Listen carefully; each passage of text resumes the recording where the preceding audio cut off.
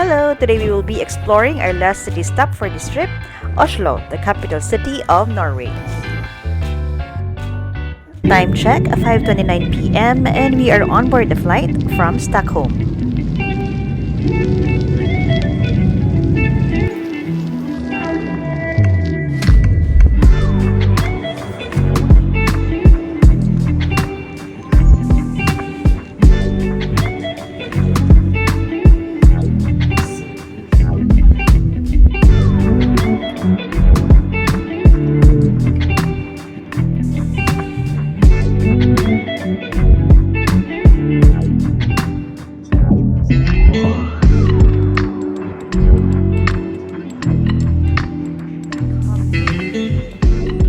After checking in and settling in our hotel, we then headed to Oslo Street Food, a hip food court with food stalls from all over the world that serves Mexican, Japanese, Thai, Korean, American, Hawaiian, and Mediterranean food, to name a few.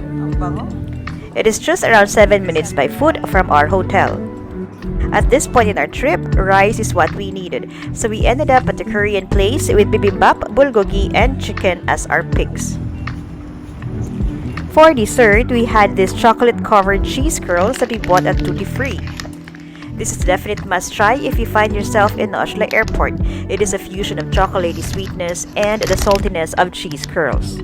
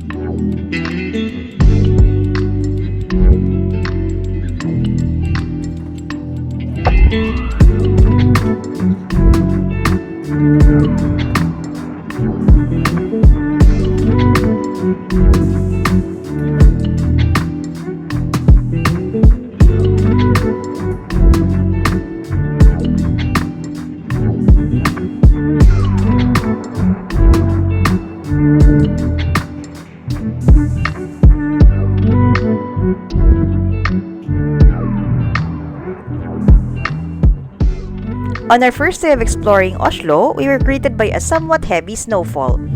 Truth be told, a part of me just wanted to stay in and let the snowfall pass. But then again, time is of the essence in trips like this, so after much layering and bundling ourselves up, we were then off to explore the city.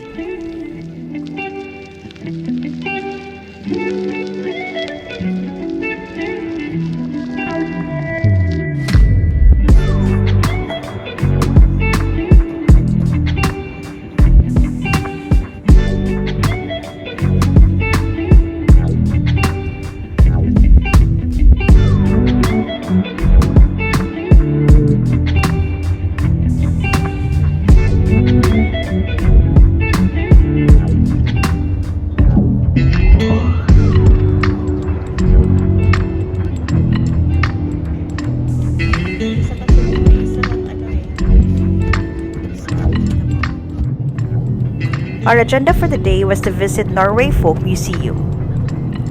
After a 15-minute ride, we have reached our destination.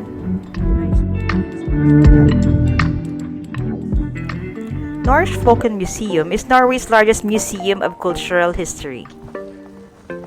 It is an open-air museum that consists of 160 buildings representing different regions in Norway, different periods from 1500 to present, including social classes and town and country differences.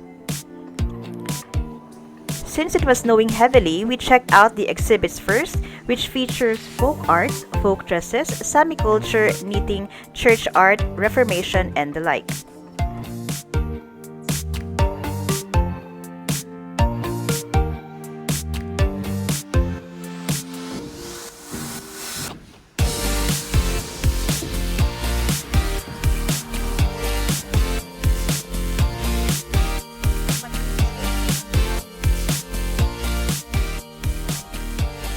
After exploring the exhibits, the snow showed no sign of stopping, so we decided to brave the snowfall and explored the open-air museum.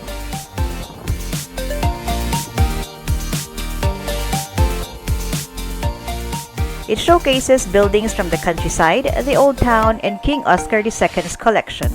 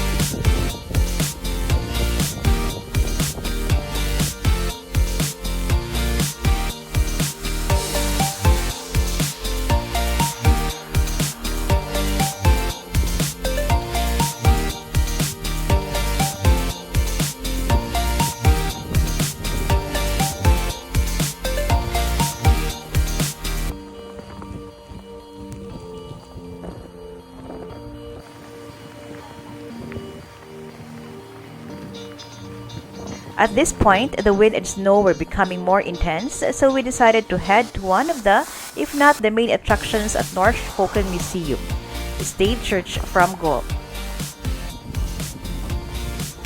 Stave churches are considered to be among the most important examples of wooden medieval architecture in Europe.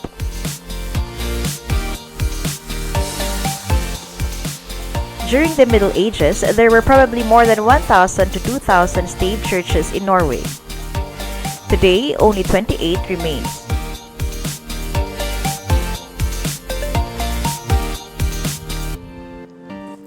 The stave churches have disappeared by the beginning of the 19th century. In 1851, a new law states that all churches shall have enough space to accommodate 30% of the local population. Thus, staves were replaced with larger, warmer, and brighter churches. The stave church in the museum is a stave church from Gaul, which was due for replacement for a new church around 1880. The Society for the Preservation of Norwegian Ancient Monuments bought the church and presented it to King Oscar II. The king then paid for its re-erection.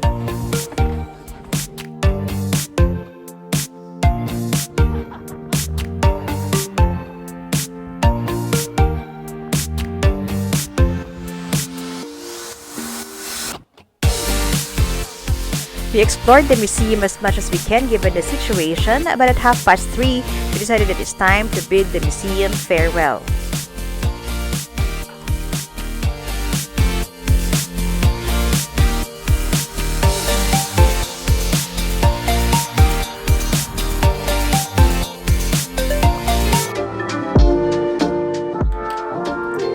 Dinner was at Kain, a neo-Filipino bistro that serves dishes inspired by Filipino home-cooked dishes and street food served with modern approach that appeals to everyone's palate.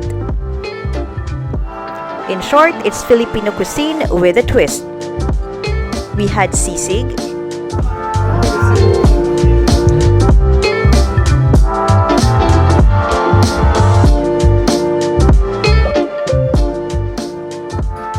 pork adobo,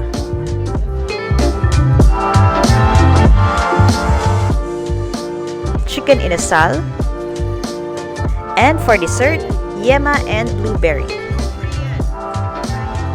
A truly delicious way to end the day.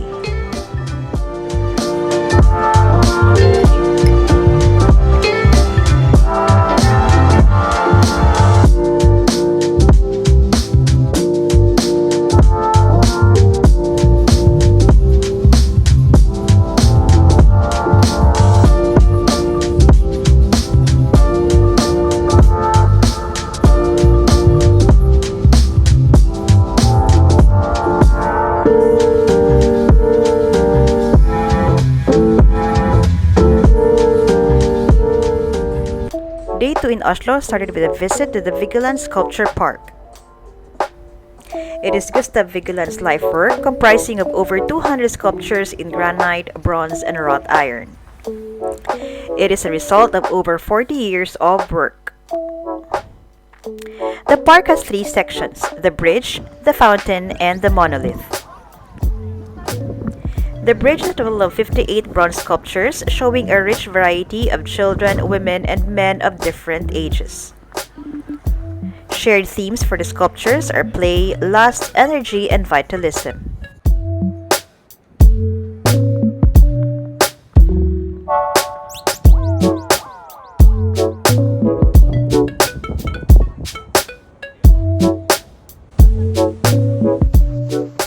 Walking further, we have reached the fountain.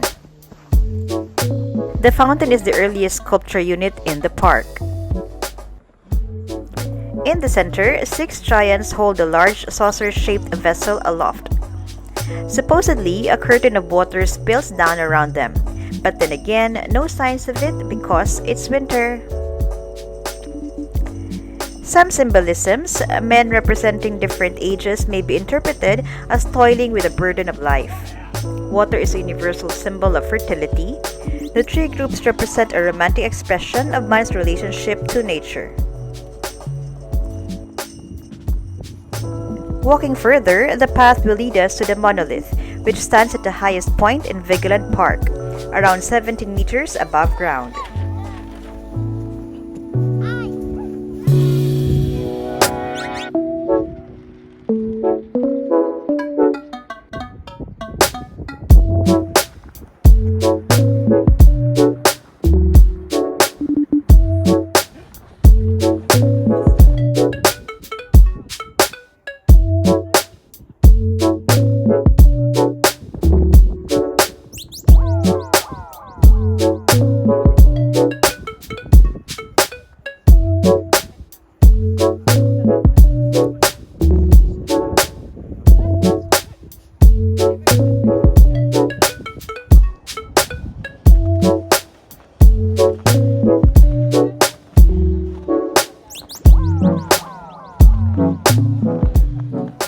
As the name implies, the sculpture is carved out of one stone block.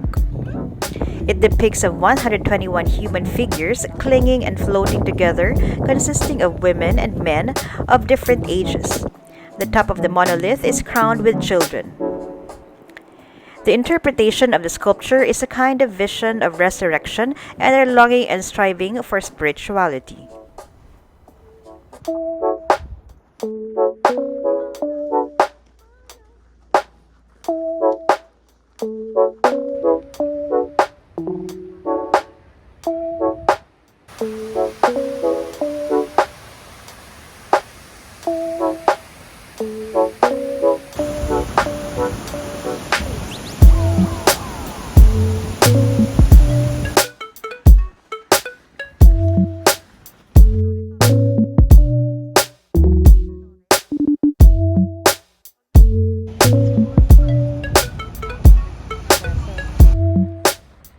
Our next stop for the day was the Royal Palace, situated on a rise, the Bellevue, at one end of Oslo's main thoroughfare, Karl Johans Gate.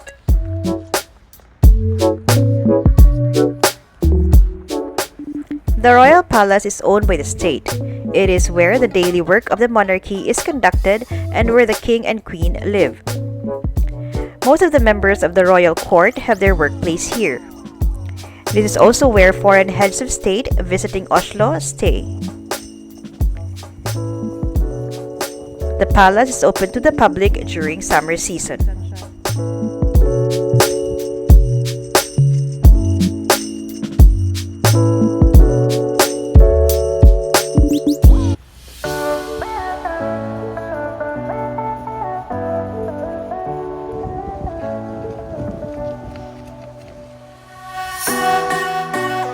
From the palace, we proceeded to explore Karl Johans Gate, specifically the Karl Johan Shopping Street, the main shopping street which goes from the central station square up to the Royal Palace.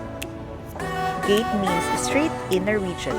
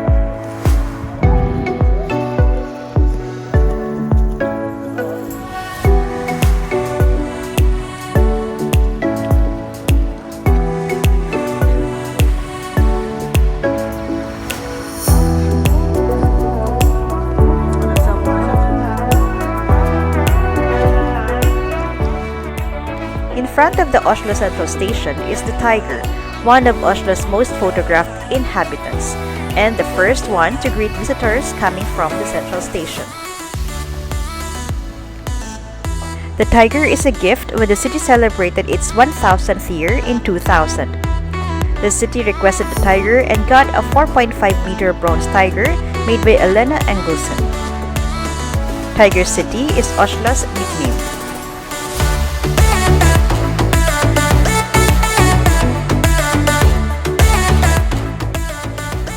The Oslo Opera House is the home of Norwegian National Opera and Ballet and the National Opera Theatre in Norway.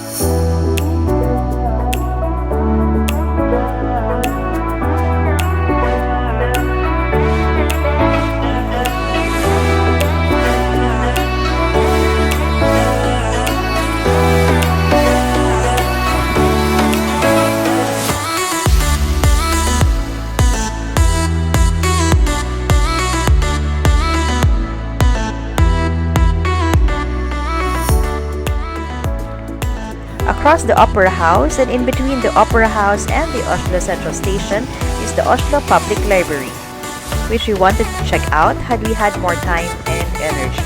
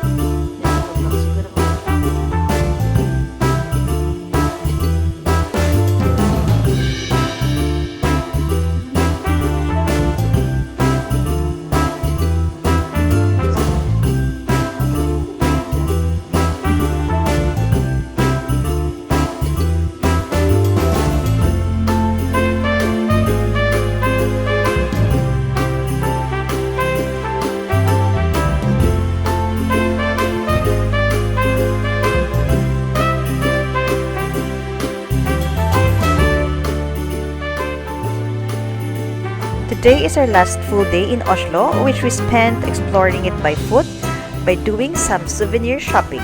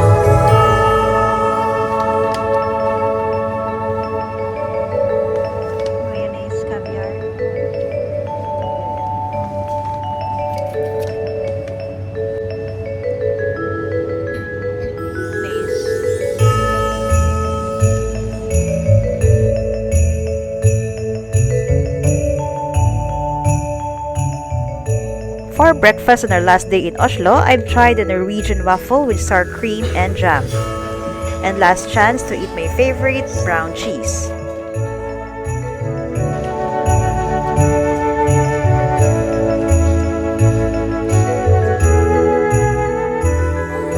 Now we're on our way to the airport.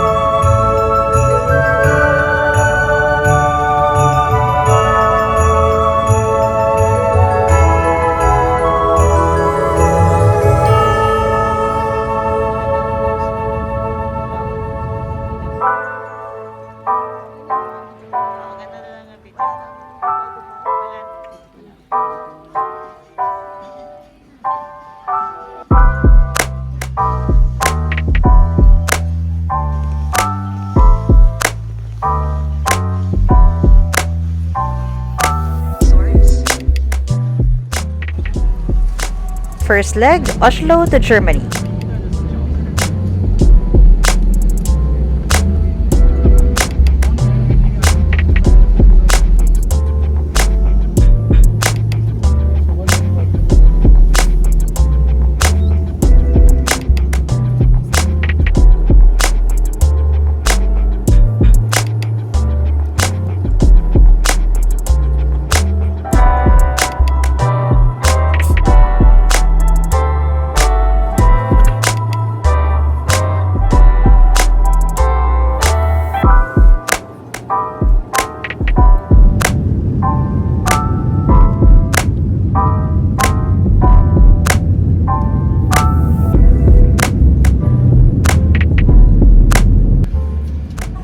Then Germany to Singapore.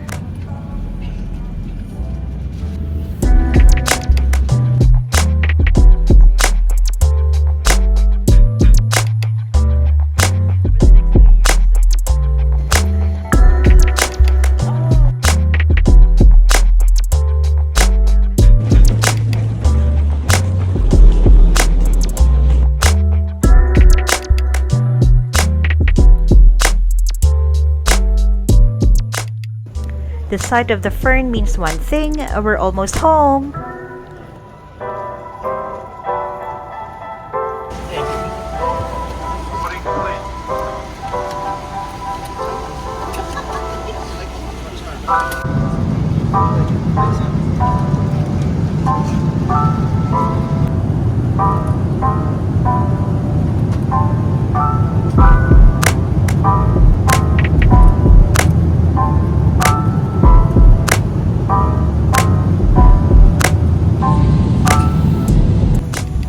I didn't realize how much I missed the daylight, the blue skies and waters, and the greeneries till I saw a glimpse of it from the plane window. Happy is an understatement. I enjoyed the trip. It was truly one for the books. But I was so glad to be back in New Zealand's summer.